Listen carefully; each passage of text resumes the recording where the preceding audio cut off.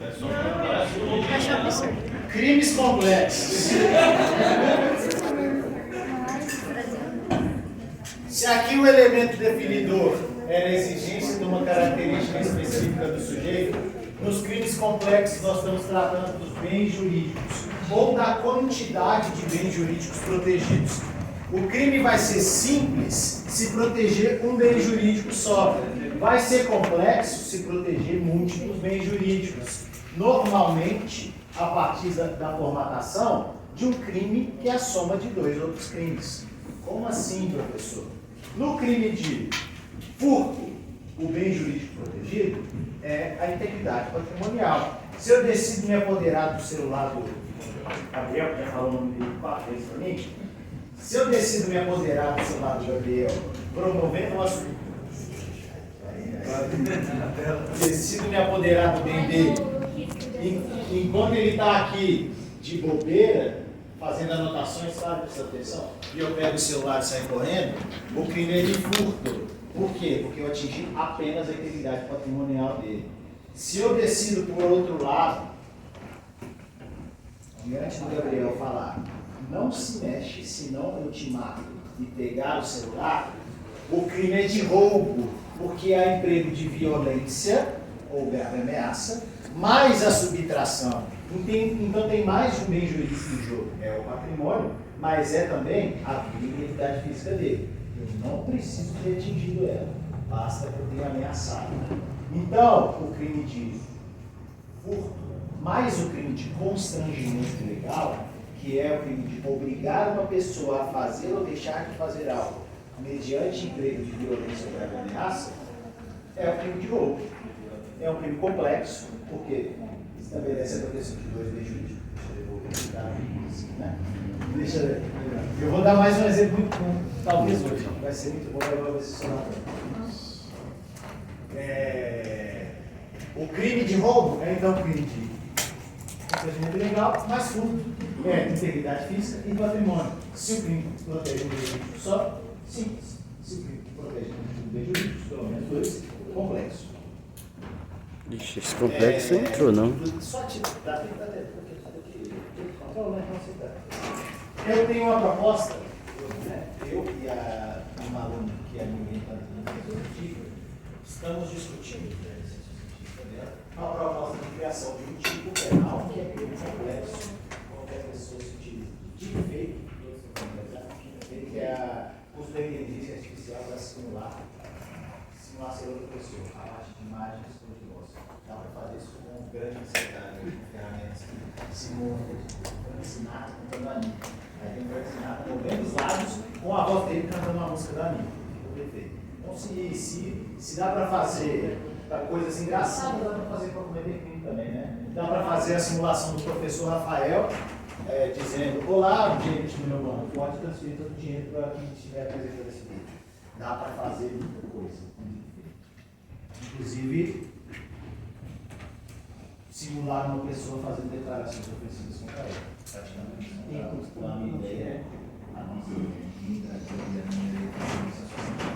discutir a criação de um tipo penal complexo, no caso do fake, que tenha como bem jurídico, para além da fraude, pode ser patrimonial, pode ser patrimonial, a proteção do direito à imagem e à fala.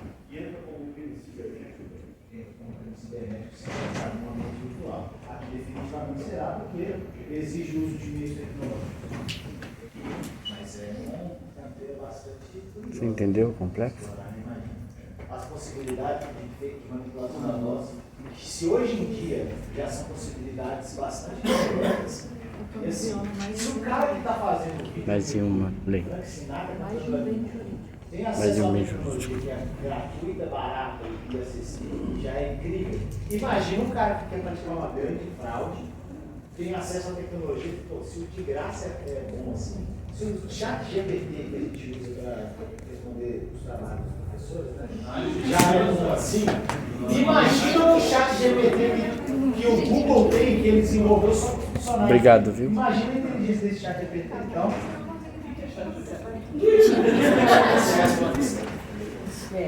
crime impossível agora.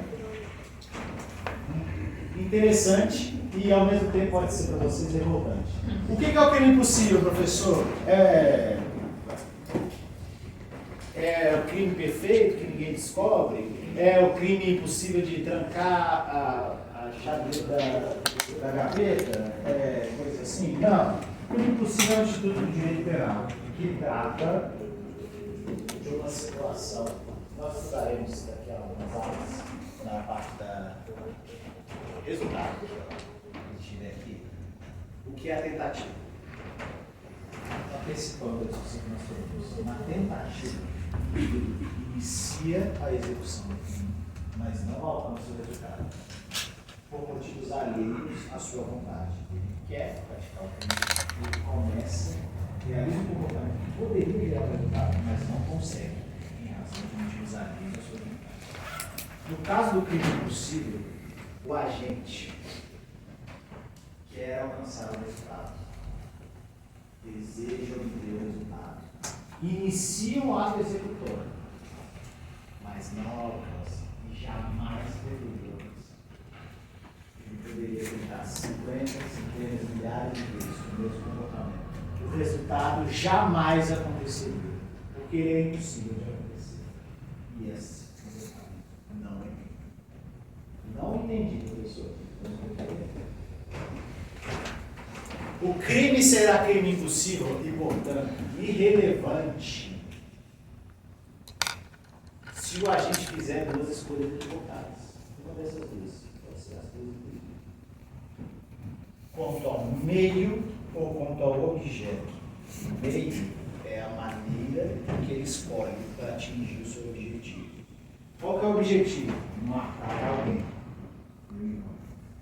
Qual que é o meio que eu escolho? Disparo de arma de fogo. Qual arma de fogo eu escolho? Uma arma de fogo que não existe. Uma arma de fogo que é uma réplica. O meu irmão é colecionador de armamentos, ele tem várias armas de fogo que funcionam. Mas ele tem especificamente uma arma, uma Glock G19, muito utilizada pelas forças policiais lá fora, totalmente confiável, uma arma de origem austríaca, que não é uma arma de verdade. É uma arma. Tem a estrutura da arma, mas foi propositadamente modificada para ser incapaz de disparar. Não é uma arma. É uma arma que não funciona, incapaz de promover disparos. E eu sei que meu irmão é colecionador de armamentos. E eu tenho expectativa sincera de que todas as armas que ele tem funcionam. E eu decido pegar uma dessas armas, eu não sou conhecedor de nada, uma dessas armas para matá-lo. Ele vai ser poeta, né? Matar a pessoa com a própria arma dela. E aí me aproprio dessa arma. Quero matar? Quero. Aponto a arma? Aponto. Aberto, ativo? Aberto. Ele vai morrer? Não. Eu posso acreditar 1 milhão de vezes. Ele nunca vai morrer. Ele nunca vai morrer. Porque a arma nunca vai disparar. Se eu jogar a arma, já vai. Já é corporal. Se eu marco ele corporal, a questão aqui é: eu elegi um meio que é absolutamente ineficaz para causar o resultado que eu pretendia. Eu elegi um meio de disparo de arma de fogo com uma arma que não era arma de fogo. Então ele nunca vai morrer. E esse comportamento do Estado é irrelevante para o direito penal. É porque é crime impossível. É uma tentativa inidônea, incapaz de alcançar o resultado. Então, professor, se você vai para a casa de alguém com uma arma que não dispara, porque é uma réplica, porque é uma arma de plástico, uma arma de brinquedo, e tenta atirar para a pessoa e não atira, você pode ir embora porque não é nada, né? Eu vou dizer, sim, é impossível. Mas você queria matar, então na casa da pessoa, apontou uma mão, atirou porque ele se enganou. Crime impossível. Crime impossível, não é? Vamos supor que você aponta essa arma e a pessoa está armada. Só que a sua arma não funciona e ele atirou em você. Perfeito. Vou falar sobre isso. É legítima defesa. A minha capacidade é a mesma situação. A minha arma não funciona porque ela não é uma arma. É só um objeto que se assemelha a uma arma. E a pessoa atira contra mim, acreditando estar ameaçada na sua integridade física, e me mata, crendo estar agindo em legítima defesa, Não há crime. Mas estudaremos por quê daqui a umas 4 aulas. Perfeito. A ideia é estar com uma arma falsa é suficiente para causar temor na pessoa? Então acabou. Então acabou. Eu posso estar até sem arma. Então, a questão é ineficácia absoluta do meio para quê? Para alcançar o resultado pretendido. Para matar, a arma não vai servir. Para ameaçar, vai servir? Vai. Então é crime impossível. É crime de ameaça. Seguimos. Sem dispensar, pessoal. Por favor. Outro exemplo. Aqui o exemplo foi um exemplo de êxito. Outro exemplo. Eu quero matar meu irmão. Como? Fazendo cócegas no nariz dele com um disparador. Esse é o crime. Eu vou fazer cócegas no nariz dele com um disparador até ele morrer. Beleza. Parece possível causar a morte de alguém fazendo cócegas no nariz com um disparador? Não. Então, crime impossível. Outro exemplo. Quero matar meu irmão. Como? Atingindo-o profundamente com um palito de dente.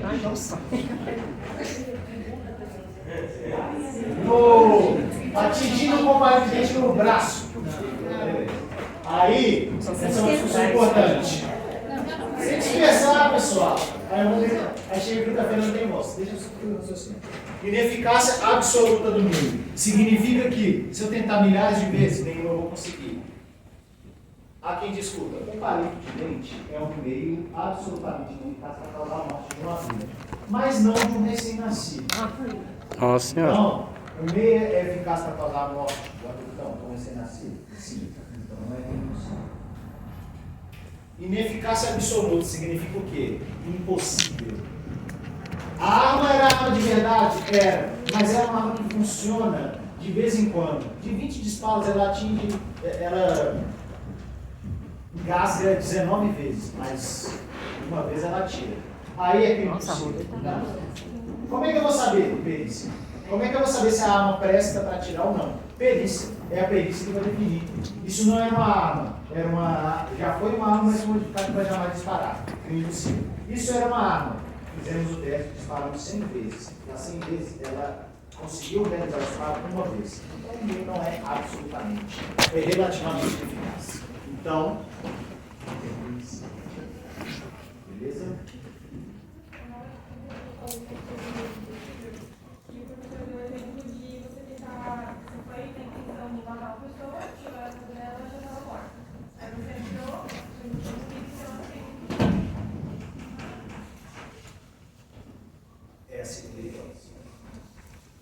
O crime vai ser crime impossível se o agente decidir usar um meio que é absolutamente ineficaz. Será também possível se a sua conduta recair sobre um objeto que é absolutamente impróprio para causar o resultado.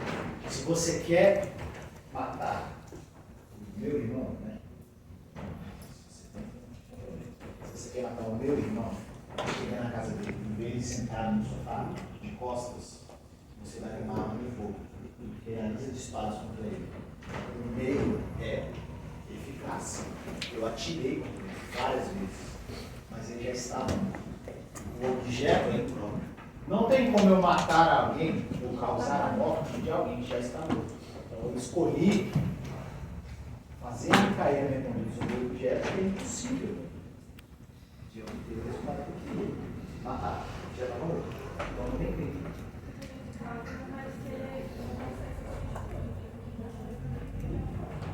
Aí que está a questão. O crime de vilipêndio a cadáver é um crime doloso. Eu tenho dolo de vilipendiar o cadáver? Não tenho. Eu tenho dolo de matar. Mas eu me enganei. Eu acreditei que a minha conduta recaía sobre um ser humano vítima do cadáver. Então, por exemplo, vou dar um exemplo diferente. Se eu deixo o meu celular em cima aqui da mesa do Daniel, eu chamei de Daniel antes, do Gabriel, e aí eu falo, olha, ele está distraído, eu vou pegar o celular dele e pôr no meu bolso. E eu pego o celular e ponho no meu bolso. Qual? O meu. Proprietário absoluto do objeto. Eu queria furtar o celular do Gabriel, mas eu peguei qual? O meu. O meu próprio celular. É impossível eu praticar o crime de furto me apoderando de um objeto que já é meu. Então, crime impossível. Mas você queria pegar o celular dele? Eu falei para todos vocês. Eu realizei o comportamento de pegar o celular e guardar a bolsa. Mas realizei o comportamento de pegar o celular. Então, é isso.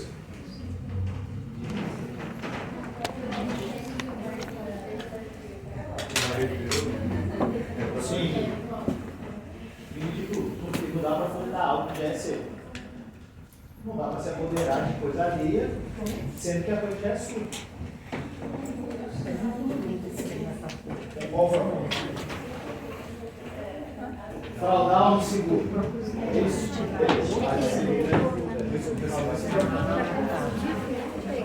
Ok? Pergunta. Se dispersar, vamos ver a pergunta que pode servir a uma questão de todos. Por exemplo, a pessoa vai no restaurante e ela não sabe que ela tem alergia a um certo tipo de comida e ela come e morre. Aí, nesse caso, ela não sabia, não foi uma premeditação, o restaurante se responsabiliza Por a pessoa ter morrido? pela pessoa ter morrido? Nós precisamos pensar em mais elementos e estudá-los para discutir se há responsabilidade nesse caso. Eu te digo, a resposta simples é não.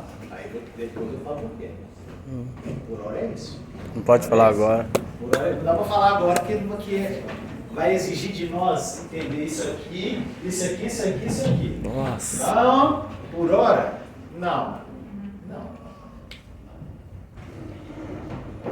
Filho impossível foi? Foi? Foi? Não, não foi. Foi impossível. Não foi. Boa. Oi? O quê? É do vídeo pedir cadastro. Como é que vai vir? Certo. Roubar ou furtar? Se apoderaram dele com um emprego de violência ou grave ameaça ou apenas pickpocket? A demissão. Aí eu tô andando na rua e eu vejo que estão ali vendendo um celular roubados e estão vendendo o meu. Certo. Aí eu pego e saio. Perfeito. Não é isso, eu peguei meu próprio celular. Tem o crime de exercício arbitrário das próprias razões, que é quando você realiza um comportamento lícito, legítimo, mas o faz fugindo dos meios institucionais para tanto. Exercício arbitrário das próprias razões. O bem é seu, ele foi obtido por essa pessoa que foi obtido. Então, nós fazemos funcionar assim. Eu posso simplesmente me apoderar dele e tomar? Não. Servir como prova para quê? Para evidenciar que o foi praticado, para justificar a condenação. Nossa. E aí você terá o bem. Pelo amor de Deus. A questão é, se você e eu estamos aqui disputando a posse, disputando esse bem, ele é seu e meu, e a gente está lutando por ele, e eu recupero, ok. Se o crime de furto ou de roubo, ele se consuma, quando eu tenho, Posso ter. quando há a transferência da posse, não é que está aqui fazendo cabo de guerra, você soltou, você consumiu. Beleza.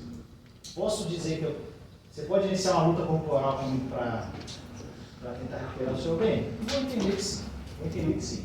Mas agora, acabou o crime. Depois você encontrou o aparelho sendo vendido. Não sei com quem está. A pessoa pode ter comprado outro de boa fé. Não sei. Então, tem um crime de receptação de compra. Então, não dá para dizer que necessariamente. Crime de boa fé. Praticou o crime. Porque eu estou promovendo a Você para alimentar o filho dele. se a pessoa se ocupa, esse celular é meu. E se ela não quiser deixar você usar os institucionais? Mesmo tendo razão, mesmo se o celular sendo seu, você não pode Fala, eu e você temos uma dívida, eu não te pago. Você arruma a porta da minha casa e fala, não leva a sua televisão porque é o valor da dívida. Eu tenho direito de receber? Tenho, mas eu posso fazer isso? Não tenho. Exercício arbitrário das próprias razões. Seguimos? Caiu no exame de hoje de um amigo meu. Nossa. Bom, acabou a classificação das infrações penais, tive necessidade agora. Vocês vão ter o teoria do delito em 1 minuto. Teoria do delito em 1 minuto. Só para satisfazer um pouco a angústia e a ansiedade.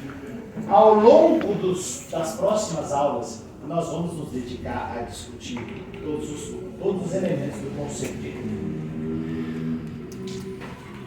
Como eu já antecipei para vocês, o modelo majoritariamente definido na doutrina brasileira é um modelo tripartido, que define que os elementos do crime são a tipicidade, a ilicitude e a culpabilidade.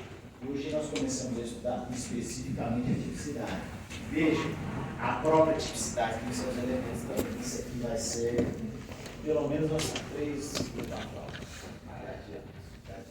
A tipicidade é o que mais vai tomar nosso tempo. E eu acredito que vai ficar claro com uma simples explicação que eu pretendo apresentar para vocês agora sobre o que constitui os elementos. Só para vocês entenderem o ter uma compreensão global do que é o conceito de crime.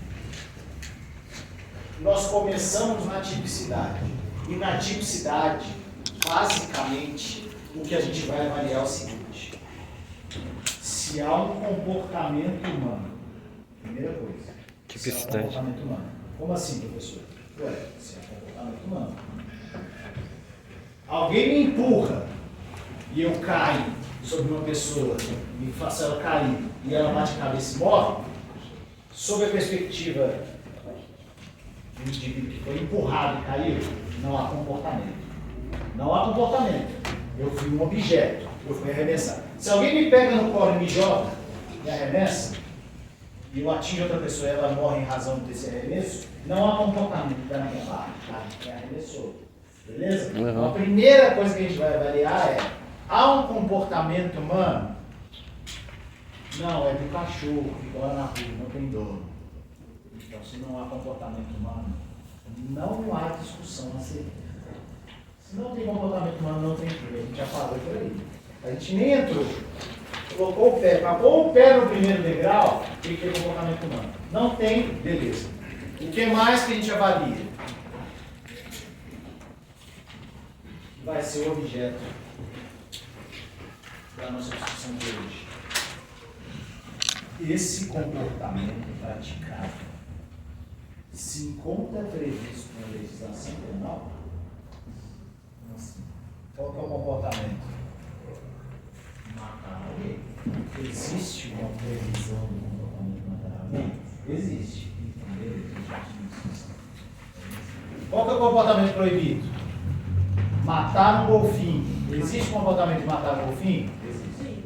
Existe. Beleza. Qual que é o comportamento? Matar o golfinho.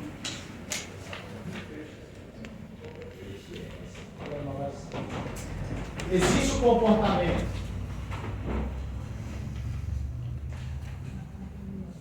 pilotar avião sob efeito de álcool? Não pode confiar no brasileiro, mas existe. Existe o comportamento, não existe mais, existe o comportamento ser casado e trair o seu cônjuge? Não tem mais. Já foi crime, não tem mais. Não tem mais. Então eu vou olhar, sou casado? Sou. Quero me casar novamente. Tem crime? Tem. Não. Sou casado. Vou trair a minha esposa? Vou trair a minha esposa. Beleza.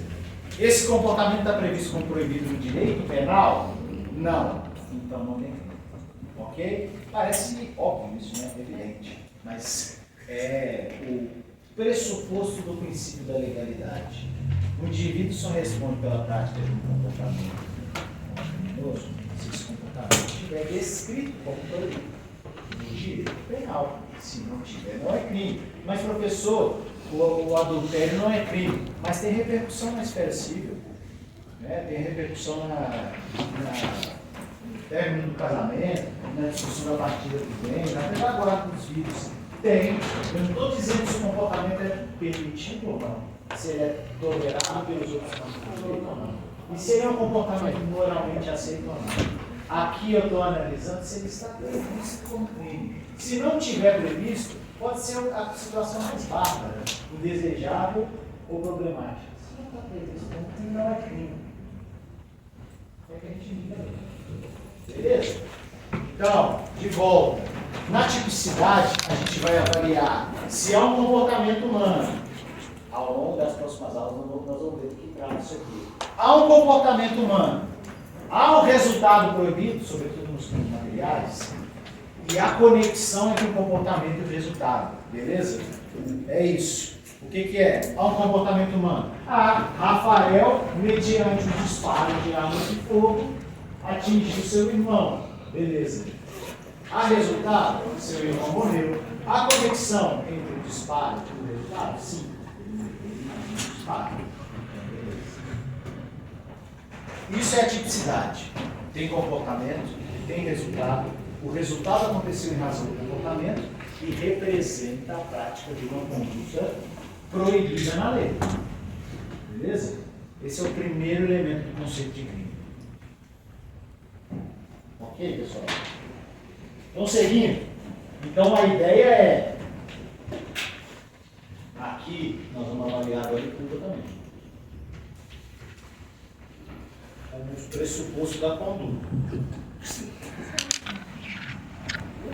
Repetindo, na tipicidade, eu avalio se tem comportamento humano, se tem resultado, se há conexão entre o comportamento e o resultado, e se esse comportamento praticado está previsto como produto. Só para que vocês entendam por que a gente vai dedicar tantas aulas à tipicidade e menos a esse tipo de habilidade. Porque aqui, eu estou dizendo, eu fiz uma coisa, eu causei um resultado proibido. E o meu comportamento está previsto como criminoso. Basta para dizer que é crime? Não basta. Por quê? Porque no próximo elemento, que é a ilicitude, nós vamos avaliar daqui a 5 aulas. Na ilicitude eu vou verificar se esse comportamento está abrangido por uma causa de exclusão ou por uma causa de justificação. Por exemplo, a legítima defesa. Veja só.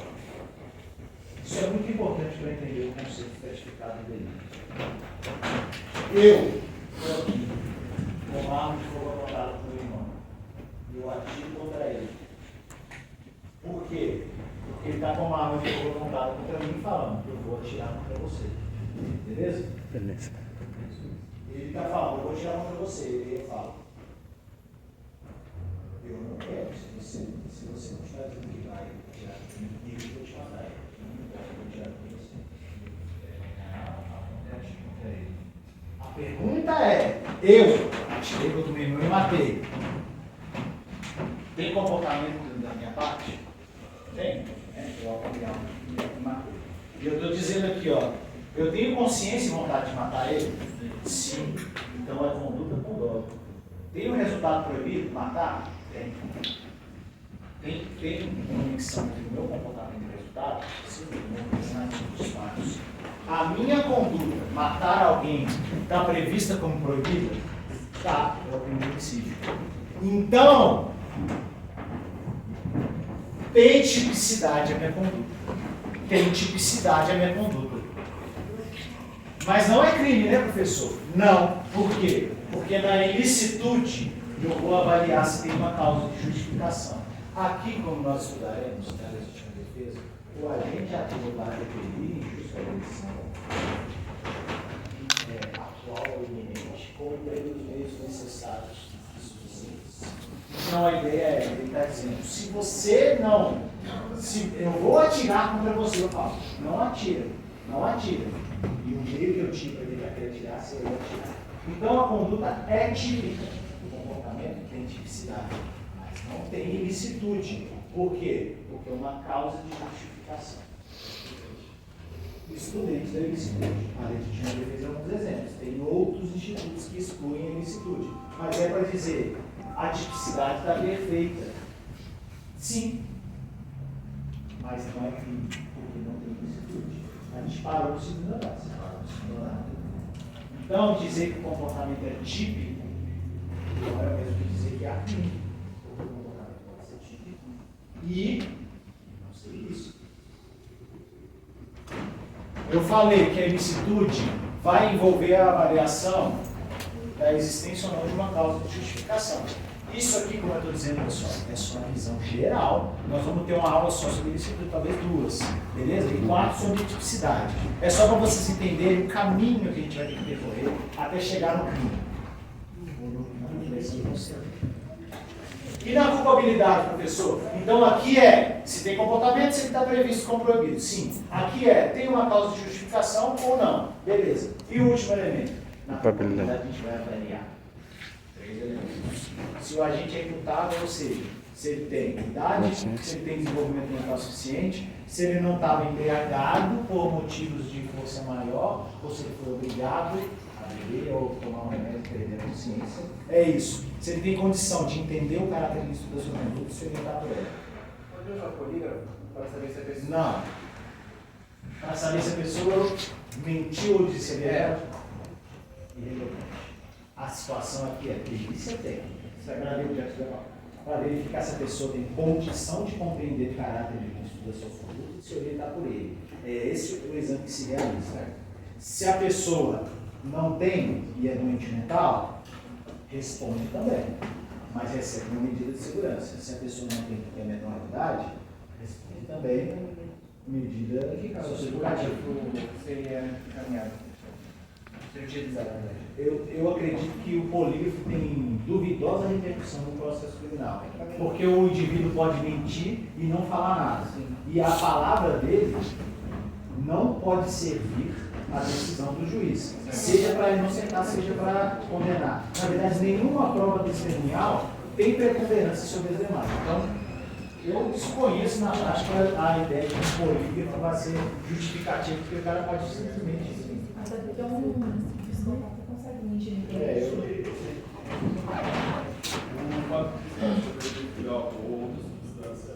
Sim. É agravante ou atenuante? Apenas uma modalidade de embriaguez exclui a culpabilidade, que torna a conduta não criminosa ou diminui a pena, que é a embriaguez acidental ou por caso fortuito ou força maior. Se você está bêbado porque alguém te obrigou a beber, te intimidou a beber, bebe isso aí, senão eu vou provocar um grave mal contra você, ou se você tomou um remédio controlado, perguntou o seu médico, se eu tomar uma taça de vinho com esse remédio, está tudo bem? Ele falou, está tudo bem, não vai causar nenhum efeito. Você toma um remédio controlado, toma uma taça de vinho e esse remédio passa por você. Completamente capacidade de compreender o que está fazendo. Somente nesses 2 casos, a embriaguez provocada pela pessoa, obrigou a beber remédio, ou a embriaguez acidental, Busca dialogar. discute a exclusão da culpabilidade. Busca conversar. Em todos os outros casos, a embriaguez vai ser indiferente. Ou vai aumentar a pena. Se a irmã dela ou a mãe conseguiu entender, tu mostra os dois.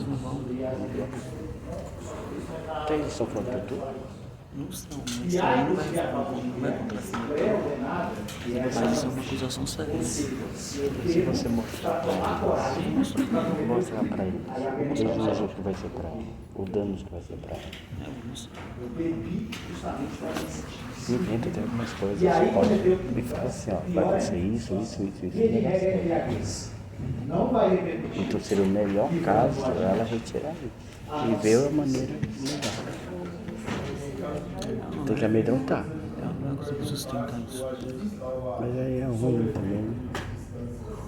Entendeu?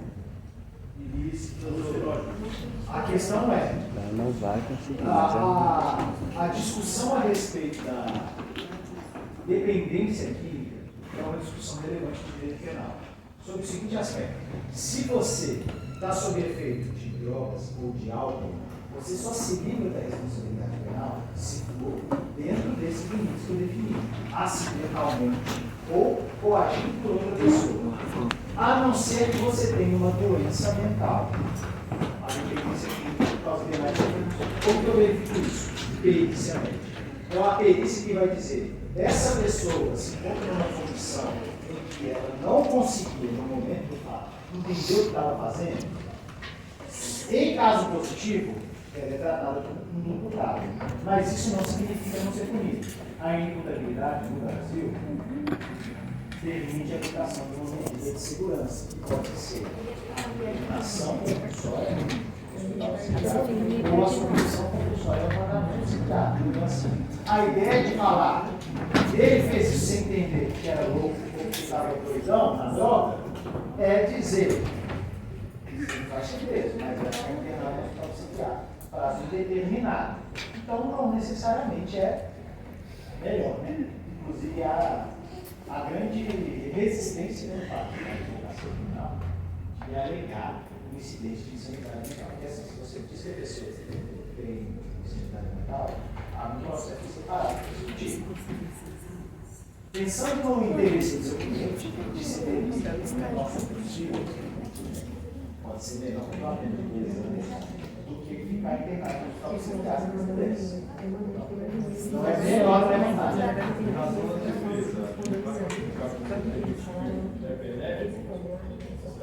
Não, é benéfico, é o que eu estou dizendo. A consequência pode ser submeter a pessoa a tratamento psiquiátrico em um hospital psiquiátrico, compulsoriamente, prazo indeterminado. Dizer que a pessoa tem uma doença mental,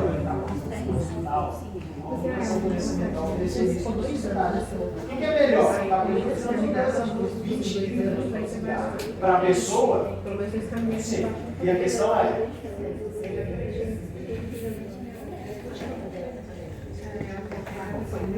Não é vontade. Você não trouxe? Não, tô falando que você não trouxe para você digitar hoje? No sentido de sushi. Ai, você é fofo. Escreveu uma coisa, eu escrevi na tua web. Sim.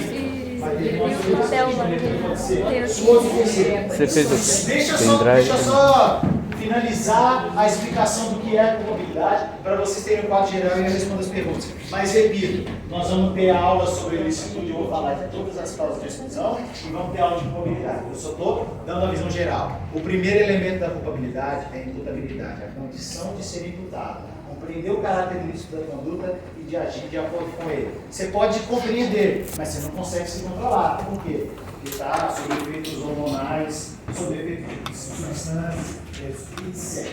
Segundo elemento, potencial consciência da ilicitude, ou a compreensão que tem o indivíduo, não saber se ele sabe que o que ele está fazendo é crime, mas se ele tem condição de saber que o que ele está fazendo é crime. Ele precisa saber? Não. Precisa ser só possível ele saber. Nossa, eu usei drogas, mas eu sou holandês, eu não sabia que aqui no Brasil eu podia fumar maconha.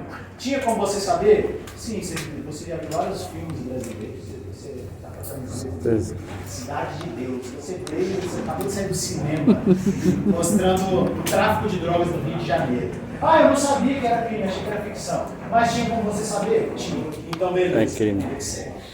E por fim, calma,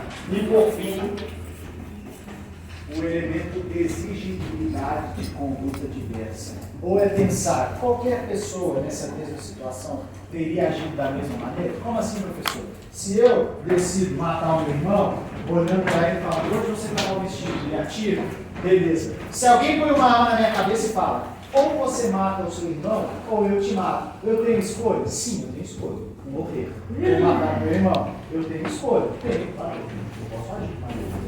Mas nos parece exigível pensar que uma pessoa está com uma arma na cabeça, está agindo de maneira totalmente Não. sob nenhum tipo de pressão? Não. Então é pensar, a pessoa agiu. Ou tinha como exigir dessa pessoa agir de maneira diversa? Nos parece adequado exigir dessa pessoa um comportamento diferente? Ou o cidadão médio, o homem comum, dentro desse mesmo contexto, teria agido da mesma maneira? Não, me parece que muitas pessoas teriam sucumbido e atirado. Eu não, porque eu sou uma pessoa moralmente digna, e já eu prefiro morrer Então eu teria me comportado. Não estou perguntando você, estou dizendo, o cidadão médio teria feito isso e atirado. Sim, então não tem crime. Beleza? Essa é a visão geral do conceito de crime.